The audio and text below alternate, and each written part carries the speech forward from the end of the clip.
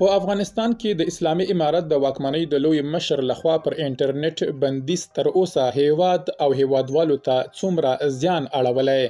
پر هیواد او خلکو د انټرنیټ د 100 ساعته بندیز اقتصادي اغیز او تاثیرات بشپړ جزئیات په ویډیو کې تر پایه وګورئ. پاتمنو لیدونکو ستړي مشئ. محب هوتک لیکلي نن په مزار، هرات او کندهار کې د 100 ساعتونو لپاره انټرنیټ بند شو. دا ستونزه یوازې د اړیکو د پرې کېدو خبره نه ده، بلکې د خلکو پر ورځني ژوند او د هیواد پر اقتصاد یې دروند، یعنی د میلیونونو افغانیو تاوان رسوي. دا یې څو مهمې اغیزمنې شوي برخې دي: سوداګري او بازار، د انلاین پلور مارکیټینګ او پیسو لیږد ودرېد. د بیلګې په ډول یو کوچنی انلاین دوکان چې هره ورځ د انټرنیټ له لارې 10,000 افغانۍ پلور کوي، نن دا عاید وبایلل. صادرات او کرنه، د تازه میوو او سبزیو صادراتو ځنډېدل. د بیلګې په ډول د تازه میوو یو بار چې باید پر وخت رسیدلی وای، د اړیکو د نشتون له امله 100 ساعته ودرېد او په مارکیټ کې قیمت ښکته شو. بانکي او مالی خدمات، ام پیسا او آنلاین بانکداري بند شوې.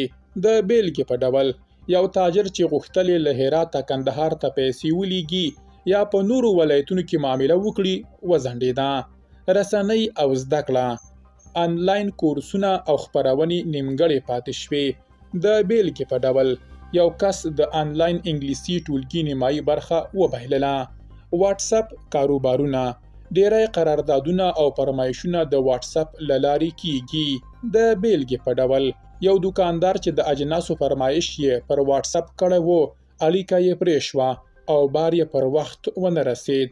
نړیوال مارکیټ او واردات، د چین، پاکستان او نورو هیوادونو اجناس په آنلاین ډول خریداري کیږي.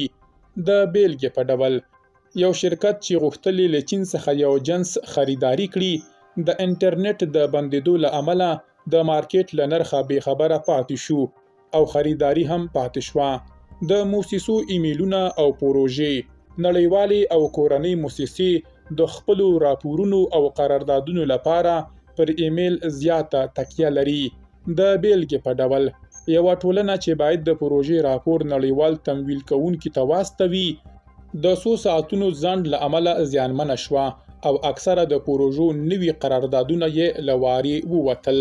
جی ډي پي په ساده ژبه یې درته واضح کوو چې ښه مو سر پرې خلاص شي. جی ډي پي یعنی د ټولو هیواد کلنی عاید. د افغانستان جی ډي پي شاوخوا 19 میلیارده ډالر دی. نږدې یوازې 100 ساعته د انټرنیټ بندېدو اټکل شوی تاوان په دې 3 ولایتونو کې په میلیونونو افغانیو ته رسیږي. چې لا هم د انټرنیټ اوسنۍ اړتیا درته معلومه شوې وي، د انټرنیټ بندښت یوازې تخنیکي ستونزه نه پیښوي، بلکې دا د خلکو پر جیب، د سوداګرو پر بازار، د ټولنو پر پروژو او د هیواد پر اقتصاد مستقیم اغیز کوي. درنو لیدونکو له ملتیا مو مننه.